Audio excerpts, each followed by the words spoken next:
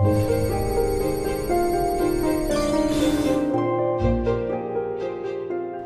up, guys? This is KhUnlimited. Today I have another episode of Shotlocked Kingdom Hearts for you guys. This is episode 4, and I don't really have anything to talk about before starting the actual podcast. If you missed last episode, I do have this podcast on more audio services now, so check out the list here and in the description. I'm recording this kind of early, so I'm not sure if it's on Apple Podcasts now. I talked about that last episode where it isn't. If it is, it'll be in the description. So just look in the description if you are interested in listening to this show on audio services. But other than that, I don't really have anything to talk about. So let's just get straight into the postings. Welcome to the postings where I talk about Kingdom Hearts news, and today we're going to be talking about the IGN Brazil interview. I'm getting this from KH13.com, so visit the website if you want to look at this news in more detail. So this is going to be kind of a shorter posting. There's not too much information here that I really want to talk about, but there are a few points that I did jot down to talk about. So the first thing is about Nomura's favorite character. I found this very interesting. So in this, he mentioned that his favorite character is Ansem, Seeker of Darkness, since he tends to agree with his points more, at least the dark side's point more rather than Sora's. He mentions he doesn't like Sora as much because he doesn't tend to agree with him, which I found kind of interesting, especially when you're the main director of a game, and you're always trying to favor the light side more, or at least light side literally in this case, where they're the good guys, they have to win at the end. So it's kind of funny finding out that he actually tends to agree with the dark side more, and I'd really want him to kind of talk about this point more, what about the other side he agrees. And this kind of goes with one of my past episodes where I talk about where in Kingdom Hearts 3 I want it to be more mature, the series be more mature in the sense where they talk about motivations more. And when it comes to the dark side, when it comes to Xehanort or Ansem or Xemnas or whoever, I want their motivations to be talked about more. So since he agrees with the points, I'm assuming they're gonna have more motivations. They are gonna go into more reasons into why they're doing what they're doing, why they're trying to restore Kingdom Hearts, why they want more darkness or whatever. So it's kind of interesting to see that he agrees with them, and I kind of really like that he said this, because I also mentioned in a previous episode where since they're gonna be, if they give motivations for the dark side, it'll kind of split the community more into liking a side, because a lot of games, if they do a bad job writing for the bad guy side, you're automatically going to be on the good guy side because they're the good guys, you're going to stick with them. But in some series, one example is Black Panther. A lot of people like the villain. A lot of people kind of liked his motivations, and there were some fans who agreed with his motivations, and because of that there was actually an obvious split in the community where people were either with Black Panther or the villain, which was Killmonger. So I feel like if they have something like that for this series, that'd be awesome. I would love if there's just some people that are no, Sora's side, I don't really agree with them. I actually fully agree with Xehanort. What he's doing makes sense, and that's the side I'm on. And that'd be cool if they actually do get to that level of writing and that level of motivation where we would actually want to be on Xehanort's side, because right now I really don't see the need to. He's a good character, but he doesn't seem to be so deeply written, and again, I don't really know his motivation so much where I want to be on his side. But if he is written a lot more deeper, if he has more detail into his character, and if there's a reason that Nomura agrees with the dark side, here he writes Ansem, Seeker of Darkness specifically, I think that'd be really cool. So that's what I at least gleaned from this statement. So I think it'd be awesome if we kind of got more information from the dark people side and gave us a reason to actually like them. Another statement is that Nomura said that he has no bounds on dark themes, and he's okay with anything dark as long as it's not too violent and it's not directly on screen. I mainly put this point here and want to talk about it today because in one of my past episodes I talk about again how Kingdom Hearts 3 could be more mature, since he did say it's going to be more darker. And what I said that there's probably going to be deaths, but it's not going to be in the traditional sense where you'll see a death directly. It'll probably kind of off screen if it is gruesome, and if it's not gruesome, it's just going to be them fading away into light or darkness, whatever it be, how Axel went away or how Xian went away. And this, I just put it because it seems to directly, say that that's right. If there's going to be anything, dark in this game, it's not going to be violent. Like I said, it's not going to be it's not going to be too violent. And if it is, it's probably going to be directly off screen. So anything that happens is probably going to be the same way Kingdom Hearts is going to happen. And this, again, brings me to the point of how is Kingdom Hearts going to get darker then. And like I said, it's probably just going to be more mature. It's going to have darker themes, but it's not going to be darker in kind of a flat sense where it's just oh, kill, kill, kill, kill. kill, death. It's gonna be more like about sacrifices and how to deal with them. At least in my opinion, that's how I think it's gonna go. So that's at least what I think it's gonna be when it comes to darker themes in Kingdom Hearts 3. And I think this statement that Nomura gave kind of gives us a more of a narrower path of like what we can speculate towards and how it's gonna be darker. And the last thing is that Nomura mentions that his favorite world hasn't been revealed yet. So in the interview, someone asked him, or the interviewer asked him, like, what's your favorite world? And he said that it hasn't been revealed yet. Now that's pretty interesting because, a lot of people started speculating what this world can be. And I see people speculating, like saying certain worlds, or at least certain movies that are going to be in the game based on this. But the thing is, he didn't say that his favorite movie is in the game. He said that his favorite world hasn't been revealed. So like, say, I think people were saying his favorite movie is Lion King, maybe. And like, they said like, because of this, it's going to be in the game. The thing is, that doesn't mean anything. Like, he's just because it's his favorite movie doesn't mean that's the world that he likes the most in the game. It could be like his fourth favorite movie, but because that's the only one in the game, that has to be his favorite world automatically.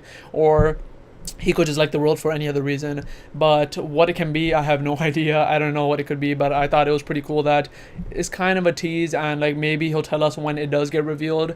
So yeah, and maybe it won't get revealed. Like, this is something that's kind of new for me in terms of Kingdom Hearts, is that I'm actually looking at the news for a new Kingdom Hearts game. Every other Kingdom Hearts game before this, it was never like this. I was never like seeing the world reveals. I wasn't like, staying onto the news and like, like keeping my finger on the pulse. It's just that when the game came out, every world, or at least most worlds, were a surprise to me.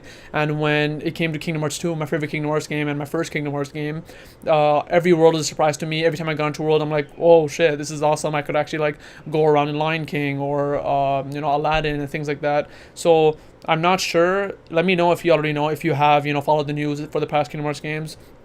Do they reveal all the worlds before the game comes out? Because I'm hoping they don't, and I really wouldn't like that at all. I don't like every surprise being taken away from me, because if I know all the worlds, I'm not going to get any surprises in terms of what worlds are going to be in it. So let me know if all the worlds are usually revealed before the game. I'm hoping they aren't, but I think some people have said that they usually are fully revealed, which would kind of suck for me, and I don't really want to go on kind of like a blackout of like news. But when the game does come out, I am 100% going on blackout. This is the first time I'll ever go on a blackout for a game. I'm going to be dropping Twitter, dropping YouTube for a bit, and just play the game, because I don't want any spoilers for this game. And yeah, so like, what world it could be, actually, when people were saying that Lion King is his favorite movie, and I think it was Lion King, I hope I'm not missing that, and they think because of that it's going to be in the game, man, I would love Lion King back in Kingdom Hearts. I think he might have said that it's not going to be in it, and like, I don't think there's anything pointing for it to be in it, but I really want Lion King to be in Kingdom Hearts 3. Lion King is my favorite Disney movie by far, and one of my favorite worlds in Kingdom Hearts. I know people didn't like it because of like, the lion mechanics, but I thought it was really fun. I don't care that you couldn't go to dry forms, and I feel like at Kingdom Hearts 3, they will let you still do every kind of mechanic. Now, it's a bigger game. I feel like they have the resources to pull it off, and they wouldn't kind of like skimp out when it comes to that. So I wish Lion King would be in it. Focus on Lion King 2, right? That's when they have a daughter, Kiara, I think her name was. So like, if they could focus on Lion King 2, and maybe like you have to help Timon and Pumbaa babysitter, I think that'd be awesome, and I think that'd be a really awesome idea. And I kind of do want more traditional movies too being Kingdom Hearts 3. So far we've been getting, like Tangled, we've gotten Toy Story, we've gotten Big Hero 6, and these are, even though Toy Story is not new, these are more like recent Disney films, like 3D. I want more of like the old school 2D ones. I want them to bring old ones back, because when you bring old ones back, the best part is comparing how it looked in the old games compared to the new games. Like if we had Lion King, we'd be like, this is how it looked in Kingdom Hearts 2, this is how it looks in Kingdom Hearts 3, and I really want to do those comparisons, because the Kingdom shader, I feel like it would favor Lion King very well. The Kingdom shader so far, I feel like it's done the most awesome job for Olympus Coliseum. If you look at Hades, he looks so good. Like the way his fire looks, the way like he looks, like the material like they've given to the characters, the Kingdom shader looks absolutely amazing. And just by looking at the Hades, I can completely imagine how it would look for Lion King, and I feel like I just wish it would happen, but I don't think it's gonna. But Lion King is something I would really want in Kingdom Hearts 3, but or like any if it wasn't for that, any kind of old school 2D Disney movie I kind of want back in, because I feel like the Kingdom Sheet is going to work best for those. Because when you look at Tangled, and if you look at like any other of the movies, even Pirates of the Caribbean, they look awesome, but you can tell the Kingdom Shader isn't like doing that kind of cartoony effect like it's doing for Olympus Coliseum. Because when you have the 2D movies, they have a bigger margin of control of how they can kind of give the stylistic effect that they want for them, because they haven't been interpreted in 3D. But with Tangled and like Toy Story and Pirates of the Caribbean, they're trying to kind of mimic the look of the movies as best as they can, and if not, kind of modernize it. But then, like, other than that, they don't really have more, control over that. But with the 2D ones, they do. So I feel like if they add more 2D movies, that'd be more exciting for me, and I'd really want to see how that would look. But yeah, that's kind of all I want to talk about in the postings. This IGN Brazil interview, if you want to check the entire thing, I'll put a link down below. But other than that, let's get to the reflecting report. Alright, this is the Reflecting Report, and if you don't know what the Reflecting Report is where I talk about some current aspect of Kingdom Hearts, and I just want to talk about it, let you know about it, tell you what I like about it, don't like about it, and so on. Now, this one is kind of a different one. I'm going to be talking about a specific part of Kingdom Hearts 2, and that is the mansion in Twilight Town. Now, if you didn't know, recently, in the past couple of years, people started to notice that there's a slight connection. It could be a coincidence, but I think it's a connection between the mansion in Twilight Town and Kingdom Hearts Unchained Key. And a lot of people probably already know about this. If you if you know about Kingdom Hearts, you follow the news, you probably already know about this.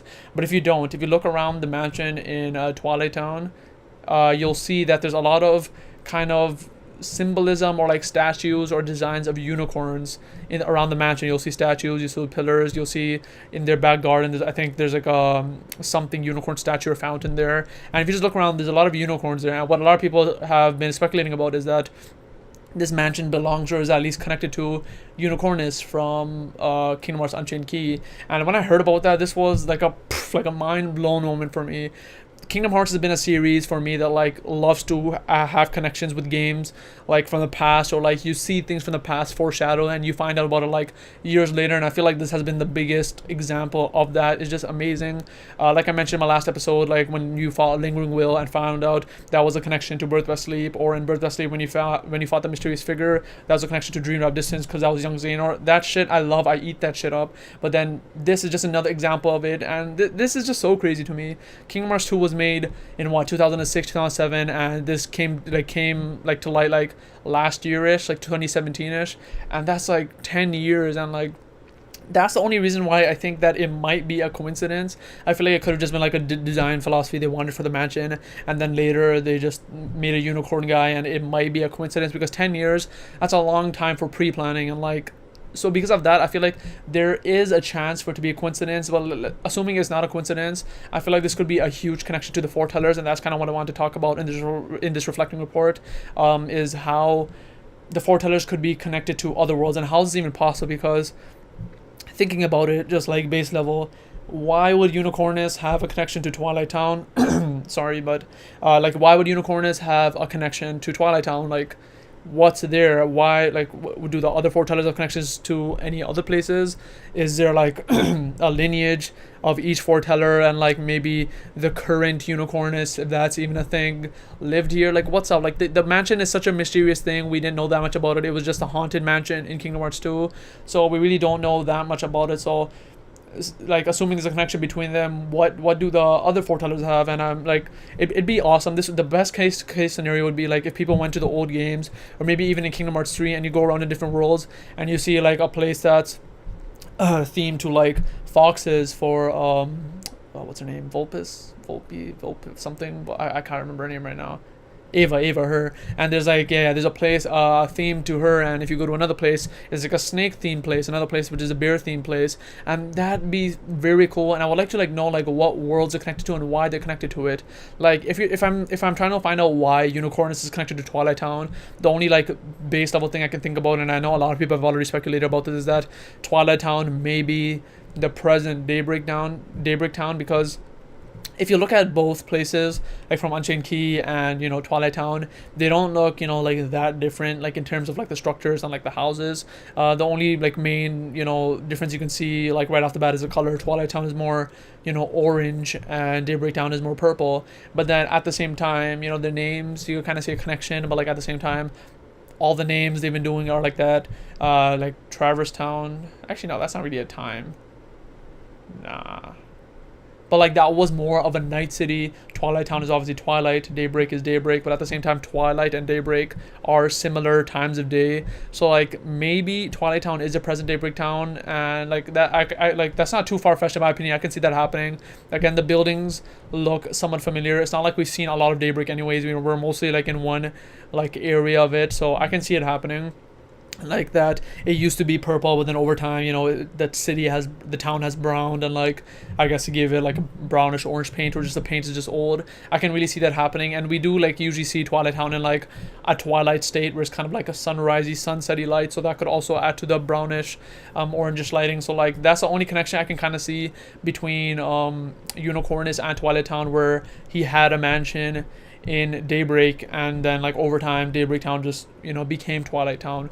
Other than that, I don't know what the connection would be. I would love to see more connections. Hopefully this is answered in Kingdom Hearts 2, where like it shows like the mansion, and maybe if it is Daybreak Town, it's more purple, and we see it like when it was in its you know, in its new state. And actually another piece of evidence of maybe it could be Daybreak Town is that when you go into the mansion, it's not in a very good state. You see like everything on the ground. Oh my god, this is amazing. So like you see everything on the ground broken. You go to rooms, it's like everything's like shattered. It looks horrible. And like maybe in Kingdom Hearts 3 there may be a cutscene, or maybe like a flashback where we get to play through where like it's in a new state and like a fight breaks down there, and like damn, oh, that'd be amazing. Okay, no, now that I remember that everything is broken in Twilight Town, like the mansion, I can 100% see that they did plan this, because like just having everything broken like for no reason, I could kind of buy that they did that just, you know, for the sake of it. But like if they did want to connect it to Kingdom Hearts Engine Key, I can see like something happening there, something pretty important, where there was some kind of event and some fight broke down between maybe Unicornus and someone else, maybe Unicornus and like other Foretellers, or what it may be. I feel like there is some kind of foreshadowing happening there, and I really love that people have found this, and that there could potentially be more connections to the other Foretellers. So like what other connections there may be, I don't know, but if you guys have any other ideas, let me know down in the comments. But I really loved this aspect of Kingdom Hearts, and how like they foreshadowed or connected to the present of Kingdom Hearts, and hope to see more of this in Kingdom Hearts 3 to the future of Kingdom Hearts. So like that's all I want to talk about the mansion. If you guys have any more ideas about this, let me know down in the comments below. I love things like this in all types of media, so if there is more, I'll eat it right up. So yeah, so let me know down in the comments below if you do know more about this. But other than that, let's just get straight to Dream Dive. Alright, welcome to Dream Dive, where I talk about a dream I want in the future of Kingdom Hearts and kind of dive into it to let you know about it. It's usually just kind of like a half-baked idea, and you guys in the comments could let me know like a better version of it, or how you guys would kind of make your own version. But this time I am going to be talking about, hold your pitchforks back, post-release DLC. Now, I have a specific type of DLC I want, at least the name of it, and this is something which I would love, and is going to be called Kingdom Hearts 3 Final Mix. I feel like it kind of has to happen, with how there's a final mix for Kingdom Hearts 1, a final mix for Kingdom Hearts 2. I feel like for Kingdom Hearts 3 there has to be some kind of final mix, not in a traditional sense. I think he's already shot down the idea of a final mix like how we used to do it, and it can be done how we used to do it. That kind of type of thing wouldn't really work in this day and age, where he creates a final mix only for Japan, and then it comes to like the West like years later. That really wouldn't fly these days. So like having a post-release DLC called Final Mix, and I'm not talking about like post-release like 6 months after the game comes out. Like it could be like a year after, like it could be like much after, because if it's called Final Mix, it has to be pretty substantial. And what it could be, it could be what like a regular final mix would add. It could add like more post-game content, like I talked about in episode 3, where it could be a secret final boss. It could be some kind of data battle thing where they add like a bunch of boss battles. They could do what final mix usually does, is where they give you an option for different color schemes for the heartless. I think that'd be really cool. I don't know if they would really do that for DLC, but I think that would be pretty awesome, like especially since you're playing the game again. If they give you an option like every heartless, every enemy could look a bit different, I feel like that's something I would do, because it does give a new, fresher look to all the heartless. And that's something I did really appreciate about Kingdom Hearts 2 Final Mix when I fought some heartless, because they did look cooler in some ways. In some ways they didn't look that good, but I kind of like the fresh look that it did give a lot of the heartless. And that's something that's not easy to do, because when you design an enemy or anything for a game, a lot of it has a reason. The colors you give it and the design you give it is there for a reason. So just like switching the color palette of everything is kind of hard to do, especially for the designer. So if they do that, I feel like that'd be really, really cool, and that's something I'd like to see. But one reason I can see that not happening is that it's not as easy as it was before. Before, I'm assuming like you could tell how the heartless look. The textures were simpler. They barely had textures. They're usually just like smooth looking. But in Kingdom Hearts 3, if you look at some of the close of the heartless, they do have like more textures, more like bump maps and things like that. So I can see them not changing the color palette, but I feel like that'd be really cool. And if they want to add something that wasn't done before in the past Kingdom Hearts games, I feel like some kind of post-release DLC that'd be cool is maybe another world. And when I say another world, it obviously can be connected to the main story, so it can be like in a traditional sense what you think of a world. But I feel like it could be something like I forgot the name of it. It was in Birth by Sleep, the world where Queen Minnie is in, and you play the ice cream mini game. What world was that? I think it might have just been like a Disney park or something. I can't remember the name, but like, you know, like the world where like Queen Minnie is, and you play the ice cream mini game. And there's a lot of mini games, like there's a racing one too. And I feel like they could add a world like that where it's kind of like disconnected from the main story, but it's a world where, you know, you just have fun. There's some enemies there, maybe there's like a lot of mini games there. Maybe they could have some online component in the future, since Nomura mentioned he didn't implement any online yet. So if they kind of make this world the hub for all things mini games, online and things like that, I feel like that could be something that could be awesome. And maybe if they do add the final of the secret bosses or data battles in this world too, that could be something that connects to the future of Kingdom Hearts, which I mentioned in Shotlocked episode 3. So I think that'd be cool. I feel like if they do add a new world, it would be something like this, and it wouldn't be something like, you know, like an extension of the game, because that kind of makes no sense in Kingdom Hearts. When Nomura makes a story, he has it kind of like tightly packed. He doesn't, like, I can't really see him doing DLC where it extends the story. Now, when it comes to, you know, this DLC being DLC, you obviously have to talk about how how it's going to release, what the model is going to be in terms of pricing and all that. Now, I can see this going two ways. I can either see this being like an upgrade, you know, for money, like say $20, or if not that, it's going to be free. Now, being free and being such a substantial update is really a hard thing to see. Now, the reason I can see it being free is because Nomura did mention in a recent interview that if he did do DLC, he wouldn't do it like the traditional model because he's not a fan of it. Now, I don't think he mentioned what he meant by the traditional model, but I'm sure he means like, you know, like games being incomplete when they're coming out and giving tons of DLC for prices which are much higher than they should be. An example, at least for me, is a game that I like playing right now is called Dragon Ball FighterZ. It's a fighting game, and in like regular fighting game fashion, the DLC is way too overpriced. At least in Canada, for 8 new characters, you have to pay pretty much $50, and a regular price game is $80. And the fact that you're paying like almost the price of a new game for 8 more characters is just way too much. And the thing I hate about this most of all is that it's become so normalized where people actually begin to defend it. I remember, I don't play fighting games. I remember when I was trying to kind of like argue against this, like, why is it so high? People, like, I'll say on subreddits where I was talking to people, were like, oh, shut up, why are you talking about this? The prices are fine. It doesn't have to be lower. It takes a lot of time to make these characters. And I'm like, I know it takes a lot of time, but like $50, that's, I could buy an entire new game with that. I could buy a couple of cheap games with that. I don't think that's really worth the price. And I know it costs more to make it. Obviously it does. If we were, you know, pricing games based on how much they were made, we wouldn't have $60 or $80 games anymore. They would be like $100, $120. They take a lot of time and money to make. But like if we're going based on the model we're using right now, DLC should not be that much. And so when it comes to the DLC for Kingdom Hearts 3, and Nomura saying he's not a fan of this model, of it being either too expensive or having a lot of DLC or having some kind of like loot box type model, I feel like he would either put like a good flat price on it, which isn't too expensive, like $20. If it's substantial, I feel like $20 would be worth it. Or if not, I think he would release it as kind of like a free update or free DLC for everyone to have, if he does make the update important in a way, like to the story. Say if there are data battles, if there are final bosses which do hint at the future of Kingdom Hearts, I don't think he would put like a price on it, and he might be able to release it for free. Whether that would happen or not, I don't know, but I feel like some kind of post-release content for Kingdom Hearts 3 called Final Mix or called whatever will happen. And I can guarantee DLC will happen for Kingdom Hearts 3. They are not gonna just let this go, whether they want it for money and they want to release it for money or not. I feel like it will get DLC. Like, just look at Final Fantasy 15. I know that's like a like apple to oranges comparison, but they've been getting a lot of support since it did come out kind of as an incomplete game. But I can see them kind of giving more robust DLC for Kingdom Hearts 3 and what it can be. I told you my ideas. If you guys have any specific ideas, let me know down in the comments below. But I feel like you guys more than me can have a lot of amazing ideas if you do like play a lot of games with a lot of DLC and you do have any better ideas that can make more sense. Because like my models may be unrealistic, or maybe you guys know certain models that would make sense for this type of game. So that's all I really want to talk about in terms of the DLC for Kingdom Hearts 3. But yeah, that has been episode 4 of Shotlocked to Kingdom Hearts. Hope you guys enjoyed this episode. Let me know down in the comments below if you have any answers to any of the questions I've asked, or if you have any suggestions for the show for the future.